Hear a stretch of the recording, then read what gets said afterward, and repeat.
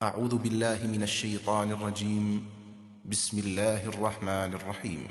وأقسموا بالله جهد أيمانهم لئن جاءتهم آية ليؤمنن بها قل إنما الآيات عند الله وما يشعركم أنها إذا جاءت لا يؤمنون ونقلب أفئدتهم وأبصارهم كما لم يؤمنوا به أول مرة ونذرهم في طغيانهم يعمهون ولو أننا نزلنا إليهم الملائكة وكلمهم الموتى وحشرنا عليهم كل شيء قبلا ما كانوا ليؤمنوا إلا أن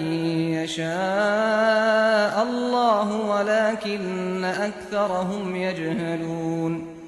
یہ اللہ کی کڑی کڑی قسمیں کھا کر کہتے ہیں کہ اگر کوئی نشانی ان کے پاس آ جائے تو یہ ضرور اس پر ایمان لے آئیں گے. کہہ دو کہ نشانیاں تو اللہ ہی کے پاس ہیں، لیکن مسلمانوں تمہیں کیا پتا کہ وہ آ بھی جائیں تو یہ نہیں مانیں گے. ہم اس وقت بھی ان کے دلوں اور ان کی نگاہوں کو اسی طرح الٹ دیں گے جس طرح یہ پہلی بار اس قرآن پر ایمان نہیں لائے، اور ان کی سرکشی میں انہیں بھٹکتا ہوا چھوڑ دیں گے.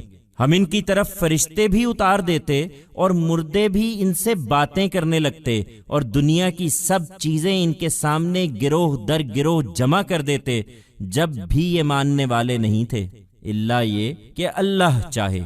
مگر کیا کیا جائے کہ ان میں سے اکثر جہالت میں مبتلا ہیں. They swear emphatic oaths by God and say that if a sign comes to them, they will definitely believe in it.